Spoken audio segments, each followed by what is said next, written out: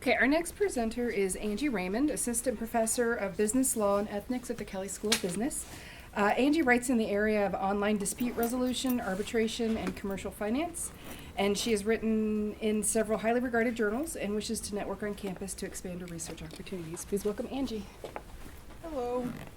So I'm going to demonstrate learning how to use glasses as I get, so if I trip on anyone, I apologize to start off with. So I talked, as I was thinking about what I wanted to do in technology and to introduce the group to my particular topic, I work in the justice field. So oftentimes we don't, and I'm a lawyer, sorry to say, not licensed in Indiana, so I don't know about your landlord-tenant issues. With that said, one of the things that is emerging, at least partially because of my love in technology, and most of you will probably have experienced it, are these different online dispute resolution platforms. And chances are good you don't even know they're actually there. So most of you, if you've shopped on eBay or sold something on eBay, or if you use Amazon, or if in fact you even use something like Land's End, Sears, or any of that conglomerate, you'll notice that there are customer complaint portals that will handle any complaints you have. So a late delivery, problems in service, all that type of stuff, which is traditional customer complaints that are handled online. The interesting part, however, and what most people don't recognize, is if that dispute is not actually handled through that customer complaint. So if you actually say, hey, I didn't get my delivery in time, what's going on? Oh, sorry about that, we'll give you a $5 coupon, or promise next time we'll ship it overnight mail, or hey, we've taken care of it and here's your 2-day, we'll rapid deliver it to you in 2 days. What most people don't realize, if you don't like the outcome, and hopefully you haven't had to use this, there's actually a secondary application that can be used that will allow you then to file what we would call a formal complaint, and that's where the implications of the justice system arise. And that's because what people don't realize is in the United States, very heavily in the United States, arbitration is widely used, and it is a product of nothing more than consent. So when you shop online in general, when you use Apple, almost all your telephone companies, all of them will have you at the time of purchasing services sign just a very long, never read it probably, customer agreement that governs all your transactions, and in that will be an arbitration clause. And what most people don't realize is the existence of the arbitration clause in the United States immediately precludes you from going into the court system. So what we're seeing happening more and more is the creation of these online dispute resolution mechanisms that are in fact now being called arbitration, and the businesses are actually running them themselves. So as I got more involved with understanding, so I'm a contracts geek at heart, that's how I started way back in law school as a contracts geek, and I think technology is really neat. So I thought that was amazing. It seemed to me to be incredibly efficient. You order something online from Amazon at $6, do you actually want to go into the court system? No. So we were seeing these huge access to justice issues that were nicely resolved in the online platforms. The problem is that as arbitration got a large amount of press more recently in the United States, probably in the last 5 or 6 years, it turns out people don't think they like arbitration. You're wrong, but you don't think you like arbitration because you think you want your Law and Order, your Alan McBeal day in court. It doesn't happen, by the way. Especially doesn't happen for a $5 dispute. I got bad news for you.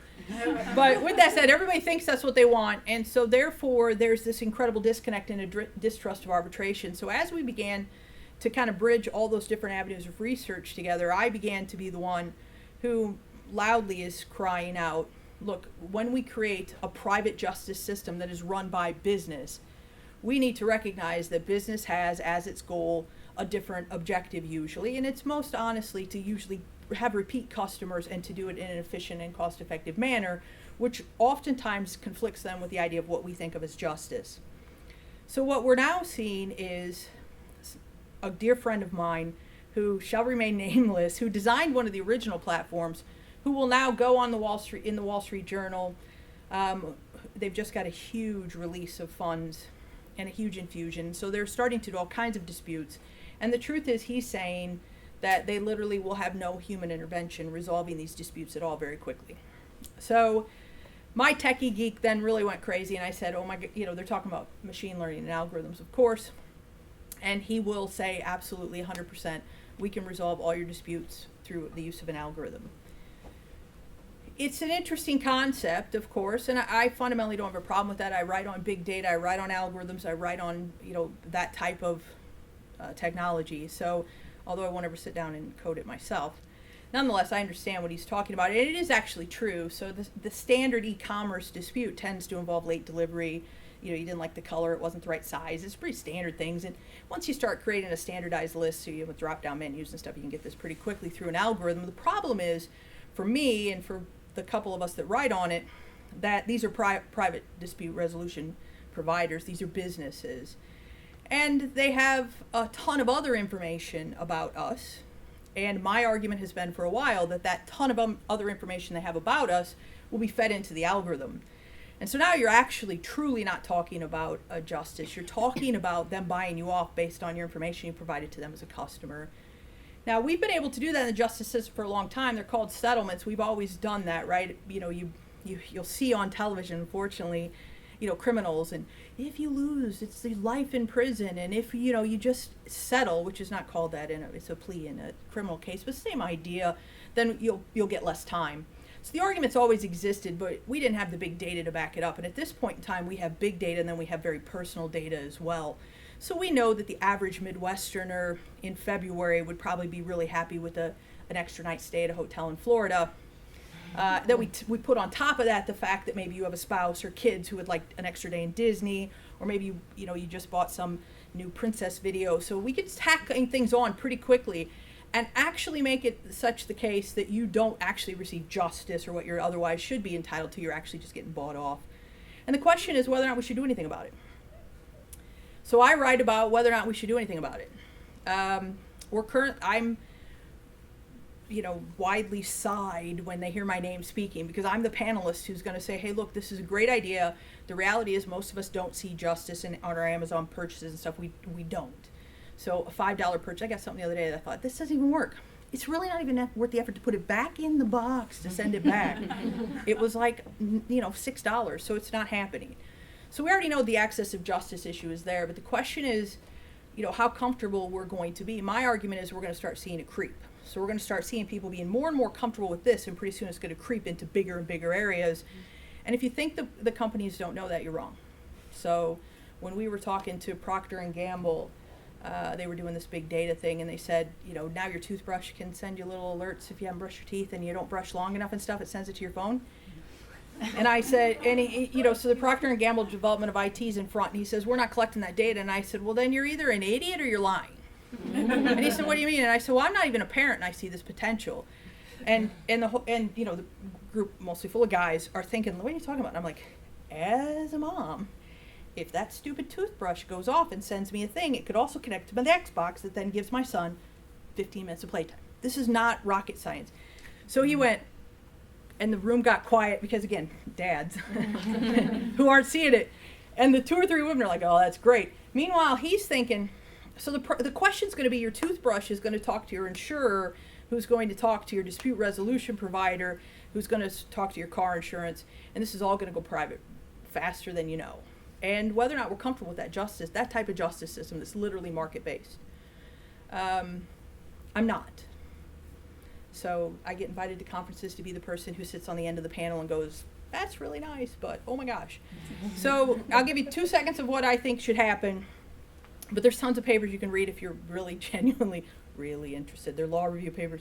The first thing I think is that we need to have what I'm going to call accountancy. So transparency through the creation of these algorithms. They should not be able to be protected through anything other than a Price Waterhouse type auditing type firm that allows someone who actually can understand algorithms, not me, but someone who can go in and say the algorithm doesn't have inherent biases built into it.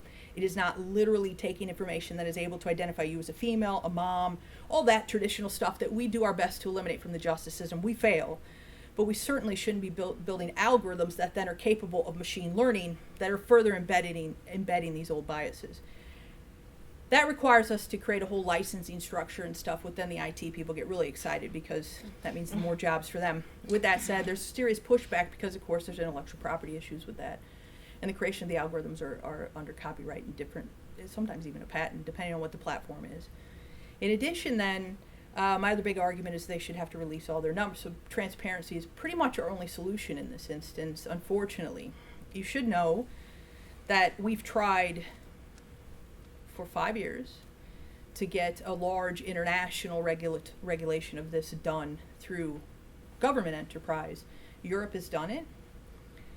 Other parts of the world have done it. The United States, in its market economy, has allowed private entities to step into this space, and the United States, therefore, will continue to allow private entities to step into this space in Canada, in Europe, in Japan, in quite possibly parts of China at least. Australia, New Zealand, the governments are actually doing this.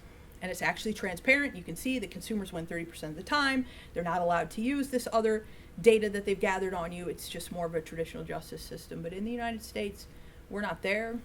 The State Department's pretty clear in the rest that we're not going there. So, yeah, that's what I write. I did in my 5 minutes. Probably not. Sorry. This is what happens when you're an academic, right? You can't do it past the Ph.D. days. I guess that's it.